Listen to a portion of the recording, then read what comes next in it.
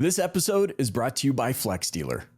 You're always going to be Googled. And that's the biggest thing for salespeople. And you want to have the right information presented when that customer searches your name. And YouTube is always going to be at the top. All right, gang, on this episode of the Dealer Playbook Podcast, I'm sitting down with Jonathan Sewell, or dare I say Jonathan Sewell Sells. We're going to be talking about his top tips for creating video that gets the attention of car buyers. Here we go. Jonathan, my man, thanks so much for joining me on the Dealer Playbook. Hey, it's a pleasure to be here. I've actually been a big fan of yours since episode 1. Oh, crap. So, yeah. All the way back then? All the way back then. I don't remember did I have hair?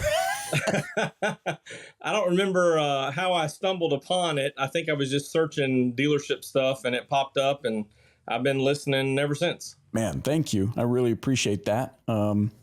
Now I can convince my mom that there's others. Yes, absolutely. That's awesome, man. I appreciate it. I mean, you are a sales manager at Mitchell Mazda in Alabama. How long have you been in the business? How'd you get into it? I mean, I know it's been at least 10 years because the podcast has been out for 10 years. Yeah, it's this is my 20th year in the car business. Yeah, and it was a funny story. Kind of finished up going to school, and my wife said, "Hey, you got to get a job." That's usually how it works. Yep. And she brought in the classifieds one day and said, "Hey, why don't you go interview with this place? They sell cars. My parents have bought cars from them. Your dad's in sales. I think you'd be good at it." And so, as they say, the rest is history. Took about 3 interviews to get hired, and had to really stay on them. But finally, just fell in love with the business. And it's you meet a lot of people, do a lot of neat things, around a bunch of great products, and so it just fell in, and I fell in love, and been here ever since. Starting any job is, I think, difficult, right? There's a learning curve. You go through maybe a little bit of overwhelm as you're trying to sort through, like, do I like this? Do I not like this? Am I seeing it for what it is? At what point, I mean, did you love it right out of the gates? Was it a fire hose? Was it, oh man, I don't know if this will work? And if yes to any of the above, at what point do you go, wait a minute, there's a real opportunity here? You know, I consider myself very fortunate. I started in the middle of August. We back then we put you in a room with videos, VHS actually. Uh-huh. And so it was at your own pace. So I finished the videos in like a day and a half. And of course, all the training managers were like, "Hey, you're not supposed to do that. This is supposed to take like a few days, a week, what have you." So anyway, I was kind of putting pressure on them, like, "Hey, I'm here. I'm ready to go." And those first 2 weeks to finish out August, I sold 3.5 cars. And so I felt like that was a good job. But of course, then you realize it's not really a good job. But the reason I say I was very fortunate is because my wife has a very large extended family. And so she has 50 first cousins, actually. Oh, yeah. And so once the word got out that I was selling cars, all the family started coming in. And so my second full month, I was salesman of the month. And whether you get, I don't know, spoiled by that or what have you, but it was really the, who do you know and do they know what you do kind of situation that paid off with prospecting before I knew what prospecting was. Sure. Because they just came and asked for me and bought cars. And so about a year and a half, fast forward, I was offered a management position at another store in the company. And went there, and that was at a Toyota store. Stayed there about 12 years, and then ended up here at Mazda, and really fell in love with the Mazda product. And that's really where my YouTube channel started to take off with the loyal owners, Mazda owners. Dang. So, I mean, it was a bit of a trust fall backwards into the industry, but not quite like some others who've just randomly found their way. I mean, not everybody's got 50 first cousins. I'll say that. Right. Now. And I'm very, very fortunate. And of course, sold a lot of cars in the family through the years. And, I find myself, if I don't get the sale, I'm somewhat of a consultant for them. So, just being top of mind to everybody that I can to check with me, call me, ask me questions, whatever the deal is. And that's You're really, I may have been a communicator of some sort, but I was really kind of a product guy from early on. I thought if I could learn this product and go over different features and things that would make an impact. And that's kind of where the YouTube journey took me specifically, I guess. We're going to talk about your YouTube journey in just 1 minute. For those of you listening and watching, stay tuned because Jonathan's going to sell some of his top tips that have helped blow up his YouTube channel. I want to ask you this, though. This is a loaded question. I got to know from a 20-year guy. But do customers think in 30-day cycles? Absolutely not. Absolutely not.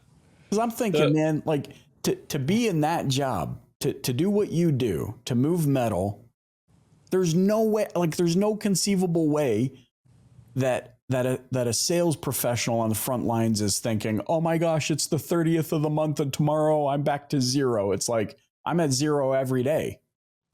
That's the best way to think about it. We've kind of created that 30-day cycle, last day of the month pressure or attention.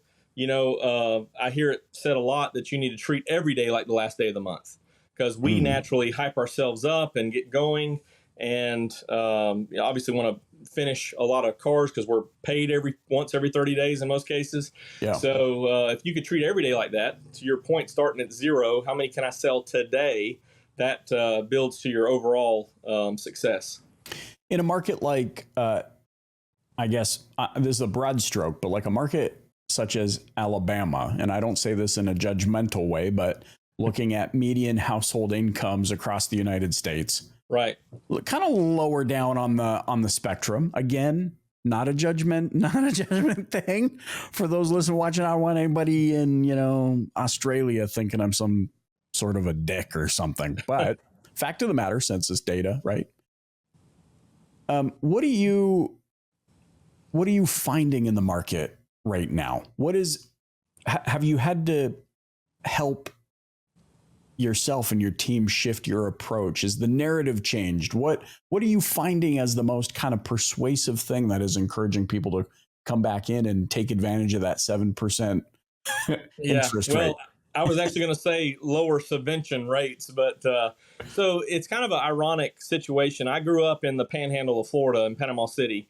And so we're an hour from the beach, basically hour and a half. Mm-hmm. So we pull a lot from the panhandle of Florida. But our area is really different as many locations in Alabama because you do have a full spectrum. Sure. We're actually on Rucker Boulevard, but the newly named Fort Novacell Army Fort is right down the road from us. We've got a gate here. And so you have those usually officers because it's a Army aviation. So a lot of retirees, a lot of dual incomes. So we just see a little bit of everything. And so right now specifically, we don't treat any customers different based on what their situation is. Right. We have a lot of customers that come that are first-time buyers or have questions about their buying power. And we just try to find the best car for them, whatever that may be, and whatever price range they, and payment and budget that fits well with them. So fortunately, Mazda typically now, in the past, maybe not, but typically now they're more of a premium brand. And so do have features and benefits for lower prices than Highline. So you attract, like I said, a full range of people that can take advantage of these vehicles. Love it. So now I want to get to video. I want to get to, at what point do you realize I got to put myself out there and I got to leverage? I'm gonna pick video because video is the thing that scares the crap out of so many people. Yeah, it's strange, and there's, I don't know, I'm not going to say it was a natural thing, but I was always put in a situation where I was very comfortable speaking in front of a group, growing up in church, speaking in front of the congregation, things like that. And video really came into be when I was working at Toyota. A buddy of mine there, he wanted to kind of take off with a brand of himself and started putting a lot of videos on YouTube. And then I as his manager, I noticed the impact that he was having, but also, in the car business, we're always chasing the number, Right. specifically, that objective with Toyota in the southern region and or Southeast Toyota. And so some months we'd be coming in the last day of the month needing 2, 1, 5, varying ranges. And I thought, well, hey, if I can build my own brand and attract my own prospects, then like he was doing, then we would never fall short of that number. I should be good enough to generate 3, 4, 5 new car sales on my own, or whatever the case was. But also as a manager, it was, training and all these things you do with salespeople. But as owners would come in 2 days, 2 weeks, couple of months, they would say, hey, I really thought my car had X. And I would say it does. And shame on us and our delivery, the salesperson didn't go over that explanation with them on how to use it, or even the fact that they knew or didn't know. Yeah. And so I saw the need to start making videos that covered not only the feature content, but how to use those features. And that's really what my success has come from. Then you start a YouTube channel, and like everybody else, it starts from zero. Right. And fast forward today. Hold on, I gotta pull this up. Well, it's not as impressive, but I feel it's impressive to me. Hey, does your marketing agency suck? Listen, before we hop back into this episode, I know you know me as the host of the Dealer Playbook, but did you also know that I'm the CEO of Flex Dealer, an agency that's helping dealers capture better quality leads from local SEO and hyper-targeted ads that convert? So if you want to sell more cars and finally have a partner that's in it with you that doesn't suck, visit flexdealer.com. Let's hop back into this episode. Well, and we're going to get to that because I think the DPB gang knows my thoughts on this. You go to YouTube, you type in. You can go. Yeah, Jonathan Sewell Sells should pull me up. Here we go. I'm doing this live. Jonathan Sewell Sells. And so you start from zero, you put yourself out there, and as of current, you got 29,000 subscribers. And here's just my initial thought on this. Everybody gets so focused on this broad definition of viral. And I'm like, you're in Alabama. Yeah. Like, let's really all align. Everybody that's listening, let's align on what viral actually means. Because if I can get 30,000 people to tune in and watch me, and I can see through my YouTube analytics where they're all joining from, and it's feeding an uptick to business, then 30,000 is more than viral. It's more of a quantifiable use case than the 700,000 views you paid for from Southeast Asia, because nobody from there is going to buy a car from you. Right. Well, and those are vanity metrics as YouTube refers to them. Mm-hmm. I would love to get a silver play button or something one day. But, to keep it real, when I came to Mazda, there's 5 Mazda stores in Alabama, 5 franchises. So we're pretty spread out. However, I took it as a challenge to not only promote Mazda and myself in this dealership, but just to provide information for the whole state of Alabama. I put my cell phone number out there on all the videos because I want people to reach out to me whenever they're having questions anywhere. But it's exciting to talk to people on the West Coast, East Coast, Northeast, and, just see some comments, connect with them on Facebook and some groups or different things. And they're saying, man, your videos help me. And that's what it's all about. And I know that if I continue to provide that service, that it'll come back to me. And, Mazda's mid to end on the import scale of volume. Of course, they're pushing more volume. So it's just a matter of getting that brand out there. Yeah. Most people have that Ford Mazda partnership in their mind, and it hasn't been that way for a decade or so. So and that's what I thought when I came here. I was thinking of the old Mazda, not the new Mazda. So there's a lot of exciting things to share. Well, and bro, 30,000 subscribers, you put your phone number out there. I'm no rocket scientist, but methinks you could probably buy your own YouTube play button at this point if you really wanted it. It's amazing to me when you look at some other analytics, but I average about 16,000 watch hours a month. And to think that people are watching this mug for 16,000, it's every month. That's what's very humbling. I'm guessing it didn't start there though, right? Like you have this task in front of you. And for those listening, we're going to get into it now, the moment you've been waiting for. You start from zero like everybody else. You don't strike me as the kind of guy that goes, oh, look at me and my, celebrity complex. You're an everyday guy. You're a dad. You go to work. You have big ambitions and goals. You creating a life for yourself. And you start at zero. What's the first thing you like? Do you put pen to paper and like, how does this all come about? So how it started for me, and it's different now. I've tried to, follow the successes on YouTube and learn more and grow more.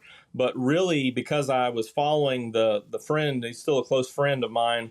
I timed it up right with a new generation of Tacoma coming out in 2015.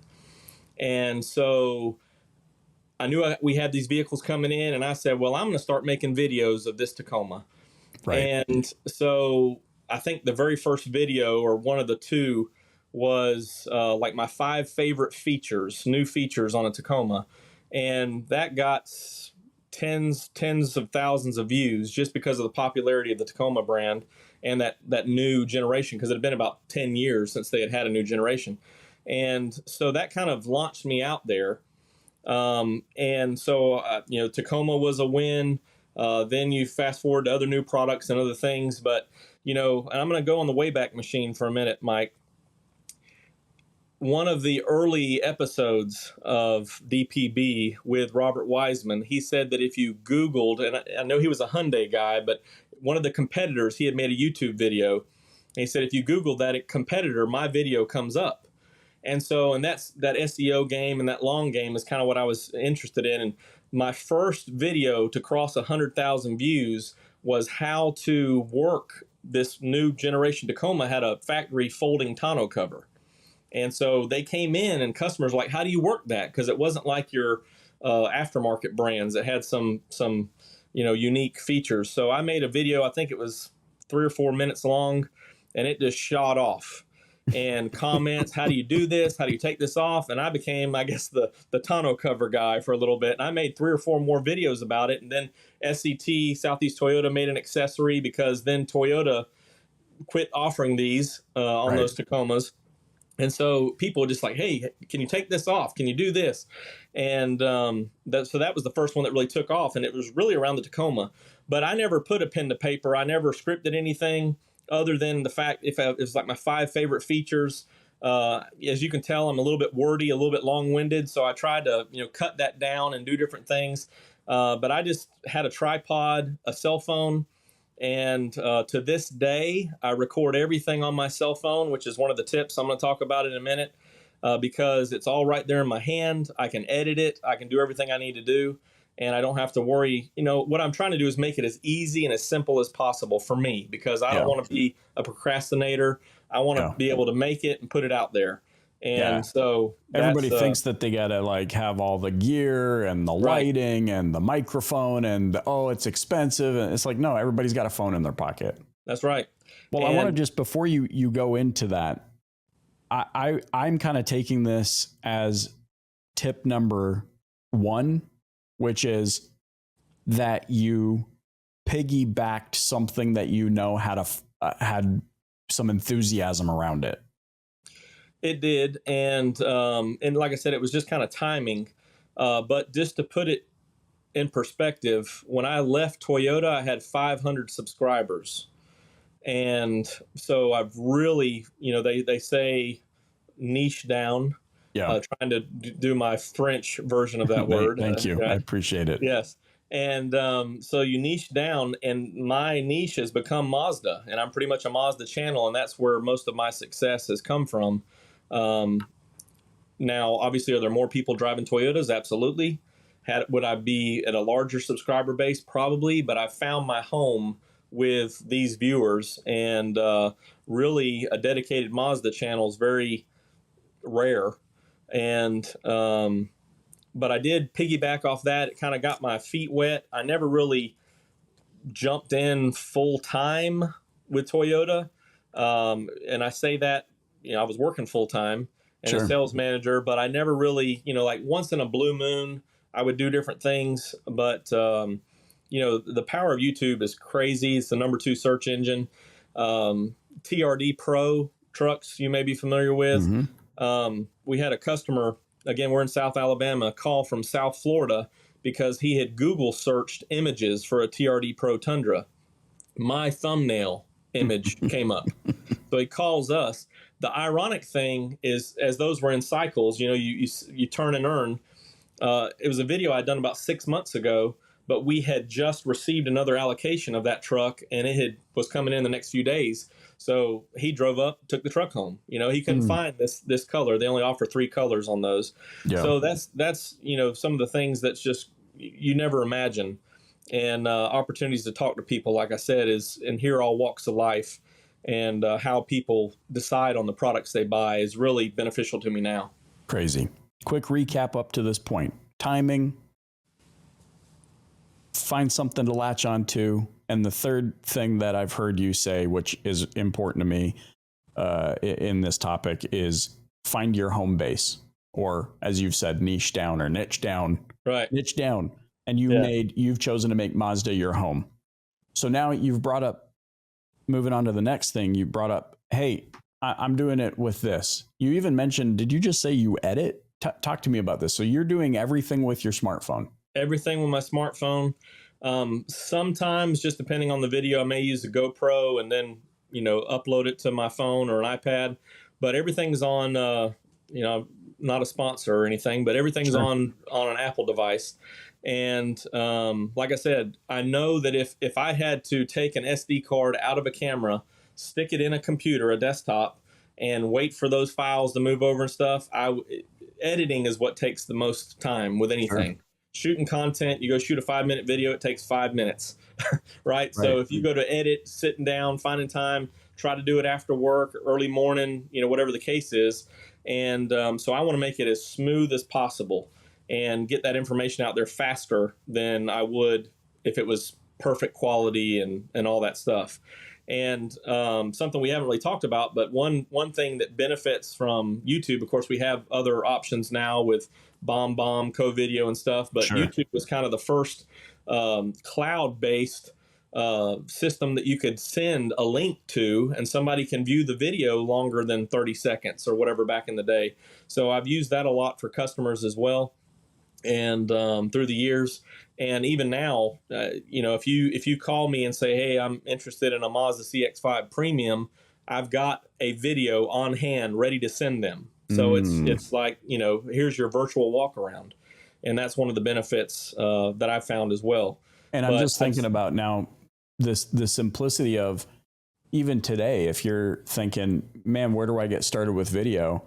And you just start uploading customer videos to your YouTube channel, like you're not sharing personal information. So what if you're saying Sally's name? Hey, Sally, Michael here at ABC Motors, right? The most famous dealership on the planet, ABC Motors. Yeah, exactly. And I wanted to show you, and you even did it that way. Well, guess what? Now you're going to share the link. They're also going to come to your channel now. Right. They're going to see the other videos that you've done, and now you're killing 2 birds with 1 stone. Absolutely. And I've seen several dealerships do that approach. I try to get a little in depth on things. Again, I'm a little wordy, talk a little bit, but I think it benefits as well. And but I have those videos available, and through the years, and of course, now as most dealerships, we're subscribed to another video platform, and so.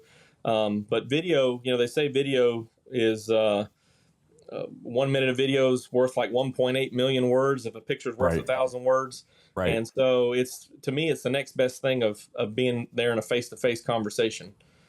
And do you use an app? Like, are you editing them right in the Photos app? Like, what are you doing? No. I've used an app. I use LumaFusion right now, which was designed for mobile first, but started with iMovie, which is free, and then upgraded to several others through the years. But there's several good options now, and obviously one that I use for a lot of social media is CapCut, which is free. I mean, you can pay for pro features, but it was part of the TikTok affiliation for that stuff. So but there's so many options out there. It's almost it's a sad thing if you don't take advantage of them.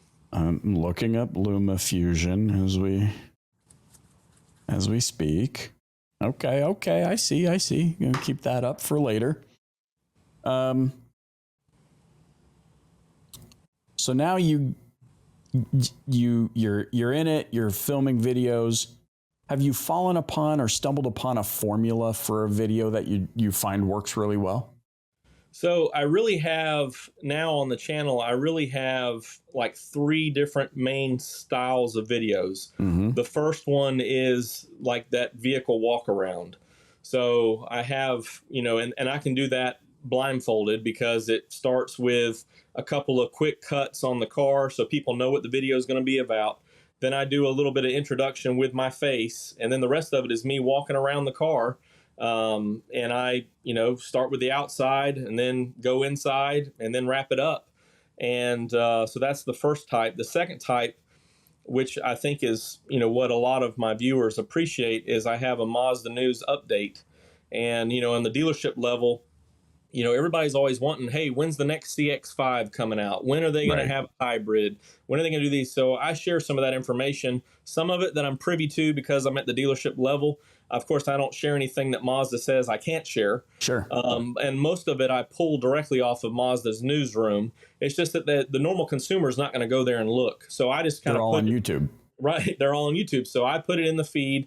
Also, I report the Mazda sales, the North American sales every month, just to let people kind of know where we're at, what we're doing. And, I want to congratulate those owners because they're spending their hard-earned money on those cars.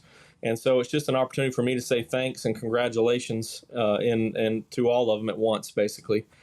And then the third option is really more driven from customer or viewer questions. So instead of just going out there, maybe someone says, hey, can you break down this infotainment? How do I use Apple CarPlay? How do I do this? So it's more of a specialized video, and just those change, but that's kind of the three buckets, I guess, of videos. And then of course, just other stuff. A lot of people just want to see different colors or see different leather colors or options Sure. or different things. So they'll reach out to me and I'll make a video about it. You're bringing the product to life for them before they even have to make any sort of deep commitment. Right. A couple other questions, 2 more questions as we're winding down here, Jonathan. What do you say to other dealers out there that would maybe help them where they're saying, hey, like we have these people in our store that have some charisma, who have some ambition. Like, what could we say to help encourage them to follow your example and start just doing this? Well, it's kind of the long game. So we all know that your first video is going to be horrible. Your 100th video is going to be horrible, and you're going to get 20 views. Right. I mean, there is some SEO benefit to that, and the right keywords and titles. And like I said, it worked with me with the Tacoma. I started getting a lot of views, but then the next Avalon video just completely bombed, right, or whatever. Right. Sure. So, and you never really know what's going to pop off until it does. So it is a long game. A couple of things that I've addressed to my salespeople is that you're always going to be Googled. So you get a phone up, you get an internet lead, and you send them an email. The customer is going to say, okay, who's this Jonathan Sewell guy from Mitchell Mazda? And so YouTube and Google being part of the same company there, if you Google my name, you're going to pull up all my videos, you're going to pull up this information, And hopefully they're going to make a decision that I'm a guy that they can deal with or do business with. And that's the biggest thing for salespeople, because they're getting Googled all the time, either looked up on Facebook or getting Googled. And you want to have the right information presented when that customer searches your name.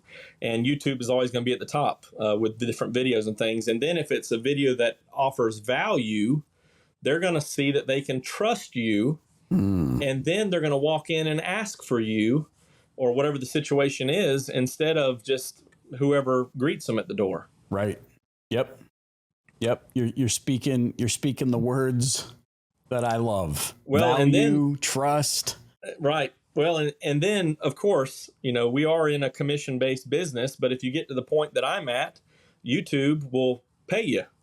So, we talk about the roller coaster of, hero to zero and starting off at zero every month and things like that. Well, ad revenue is a thing. Of course, I'm not really big on sponsorships and things, unless Mazda wants to sponsor me. But they probably argue they already are. Yeah, probably so. I do thank my owners for using their inventory without any monetary investment. But, there is that benefit too. So that could replace a down month, on income or whatever the case was, or be a quasi side hustle that is in line with my day-to-day business anyway, making videos that I send to customers. And so it's kind of two checks there on the boxes. I love it. I want to thank you so much for sharing your wisdom with us today. How can those listening and watching get in touch with you? Obviously, subscribe on the YouTube channel. Just Google Jonathan Sewell Sells. JSS is my handle. So that's actually, they give us a unique URL, youtube.com/@JSS, like all your other social medias. And you can reach me on my cell phone. I don't mind giving it out. I've talked to several salespeople, Mazda salespeople and others, but it's 334-718-0504. And any questions on getting started? I love to talk about Mazdas, but I love to talk about YouTube as well, and video, number one. Love it, man. Thank you so much for joining me on the Dealer Playbook Podcast. Absolutely. Thank you. Hey, thanks for listening to the Dealer Playbook Podcast. If you enjoyed tuning in, please subscribe, share, and hit that like button. You can also join us and the DPB community on social media.